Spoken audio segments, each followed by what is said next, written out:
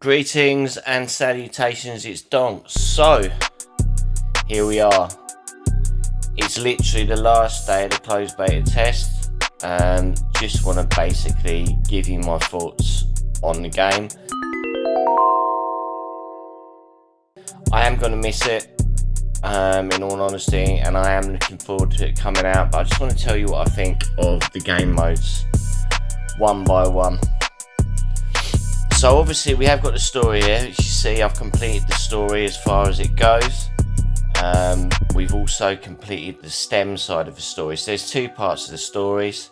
I think, can I show you if I've completed it? Potentially. Let's just go in. Oh no, I don't want to do any spoilers. So we'll go early on with the story, so I'm not doing too much on here. Yeah, we can do it. Let's just go in sort of here, I guess.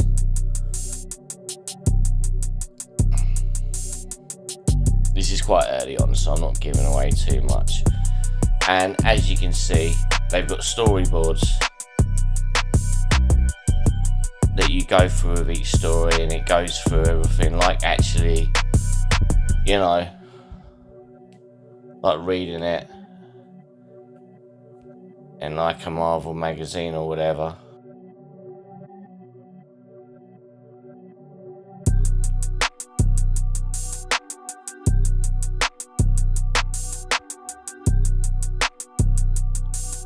And you actually get some really good characters in it. I'm hoping that some of the characters, like Morgan Fay and etc., get actually. I don't want to skip the battle. I just want to do the battle just to show you. Okay, so this one is a single target one. I want to just stick Misty in there because they're all in a straight line, and she's got pretty much a straight line smack. And basically, this is one of the ones. See, like some of the battles you're getting trying to compete against their score. I can't see it being a problem. Let's debuff you. Attack. Get rid of them all. Yep, we won that. So like, there's different types of battles basically. So the story is actually decent. With the two factions, obviously they're going to need more, but they've only designed it for 30 days at the moment. I'm going to give the story part, I'm going to give it a 9 out of 10. I'm going to give it a 9 out of 10. It's decent. Now you've got this memento section. That's the next one. Obviously I've been through all of these. You have basically your main part. I think I'm gonna have to do it. No, I'm not. Where you basically skip the tutorial. Yes. You basically go along these different squares, and then see the ones with the cross on there. You beat that. I don't know. Let's just stick these three in. No, actually, that's not. Hang on. Oh no, I have to actually get to the square first. Sorry, my bad.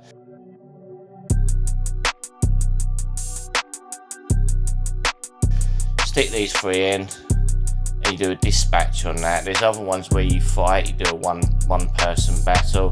But as you can see in the top corner, it reduces the skill of the boss.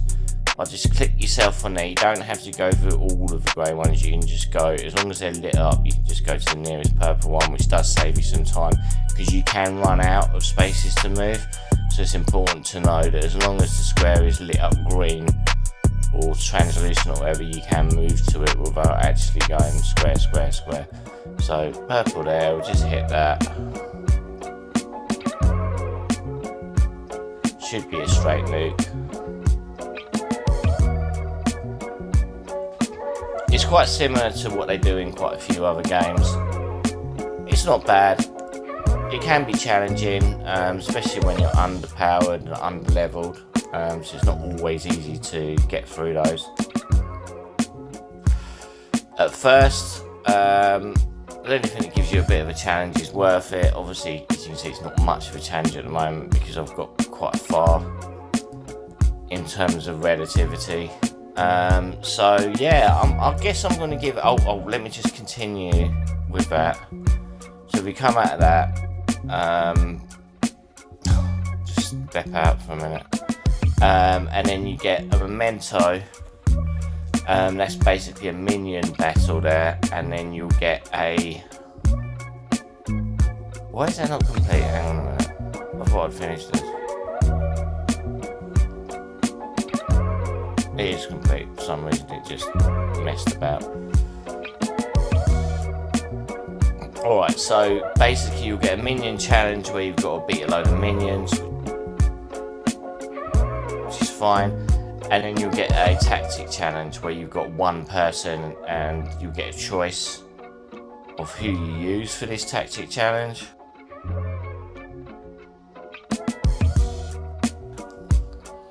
For example, and they're not overly powered. So again, for this one, I think I'll just use Misty, and it's just about beating them as quickly as possible. As this one, enemies in this area continuously heal. So let's just start that. We're going to put a debuff on you.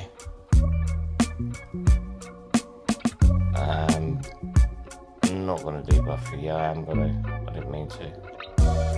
And oh, okay, we better debuff you again. Let's get an attack on. Attack.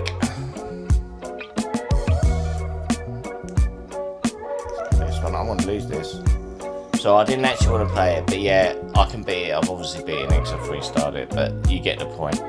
So in terms of how good that mode is, I'd give it an 8 out of 10. The reason I'd give it an 8 out of 10 is because it is a little bit repetitive as you go through. However, the gameplay is decent, so that's fine. Then you've got Nightfall. I can't actually hit this because I've done all of my attempts. You can see it's 0. And basically you go through different levels right the way up to Nightmare. Now it's fun. There's two different ones. There's the Eye and there's the Dragon one as well. It's slightly different in terms of how you approach it, but I think as it is, it's going to be pretty easy to clear Nightmare. So I'm probably going to give it a two different scores. I'm going to give it an 8 for the mechanics of it, and then probably if they don't improve past Nightmare, I'll give it a 4. But you got to give them a chance because at the end of the day, they've only designed it for early days. Hopefully there'll be more levels and it'll be Infinity, and then it could be a solid 8 overall. But we'll see, right? Game of Khonshu. Watch my video on this. I'm not going through it too much. It's basically the game where you actually buy these different artifacts and then sell them, and some of them do stuff and some of them relate to different characters, etc. And you get points. You're basically trying to make your team stronger and stronger and stronger, and it gradually introduces more heroes until you get a larger amount of them. It's it's actually fun puzzle. I'm gonna give that a 10 out of 10. I think Game of Khonshu. Watch my video on Game of Khonshu. It is linked to this video. It's pretty decent. It's a really good game mode and I enjoy it a lot. So that's my first 10 out of 10 of the game. Battle Bonanza. These are all dungeons. They're basically giving you XP and stuff you need. I'm gonna give them all. They all give you different things, like whether that be highlights or artifacts or whatever, and there's different ones suited for different heroes, etc, etc. Across the board, they're pretty decent, they're solid, there's nothing you can say that's bad about them. I'm going to give them an 8 out of 10. If you look through, you'll see videos of me doing all these different dungeons. As I say, they all give you different things, and solid 8 out of 10 I'd say for that. So that's where we go with that. Now we've got a couple on here. We've got Mystic Clash. Mystic Clash is the PvP. Basically, I've got a video on Mystic Clash, so you can watch that. But it gives you random heroes and you can increase them, etc. I want to see a PvP based on your own heroes. This is going to be my lowest one on a 6. Watch my video on it for more. And then obviously you've got various things, like you've got this challenge, which I haven't quite completed yet, but I've free-started everything up to the very last one. It does get quite tricky. it's challenging content like it says. Obviously I'm sure they'll add more levels, but I'm going to give it like a solid 7.5 out of 10 on the back of that. Just trying to see what other content there is at the moment. Not majorly lots. If you go into the heroes as well, as you can see, I've leveled up quite a lot. I'll give the graphics and the heroes. I like the art style. You either like it or you don't, I think. But for me, it's a solid 9. I think they're good. I quite like the different mechanics of the heroes.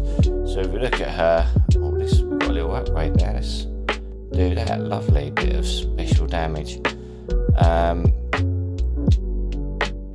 Where are we? She's got a highlight which basically increases the attack on her. Various artifacts. This one here, for example, increases ultimate damage, which is really good for her. Her skills are here. So basically we just go to the first one. We've got like this one does special damage to all enemies in the target area, applies frozen, which basically reduces attack speed. So she's got 2 debuffs. One reduces attack speed, one actually reduces their damage done, and then the ultimate basically does extra damage to anyone with a debuff as well. So they're quite complementary, as you can see, and they've all got different ones that kind of relate to them. So I'd say skill settings and all the gearing and stuff is pretty decent. It's not overly complicated. I know with some you can go into it and you can actually sort of re-roll stats on different highlights, whatever. So I'm going to give that a solid 9, I'd say, as well. And yeah, there's various events you can do on here. Some of them come up. You've got Flourishing Dream, that just gives you double points basically, and then there'll be stuff for new heroes as well. The actual pulling system itself, it's difficult to get who you want, but you do get tickets every day. It's probably fairer than most games. If you look at it, I've already got like 3 or 4 different legendary, if you like, heroes, and in fact because of the time period I haven't had enough time to build them all up. So yeah, I'll probably give that an 8 out of 10. So I think overall, as we come to the end of this closed beta test, I'm going to give the game an 8.5 out of 10. And I'll certainly be playing it on global release. We're not sure on a date, but I'll keep you posted when we're here. Anyway, as usual, I've been Donks, you've been amazing. I'll see you for the next one. Peace.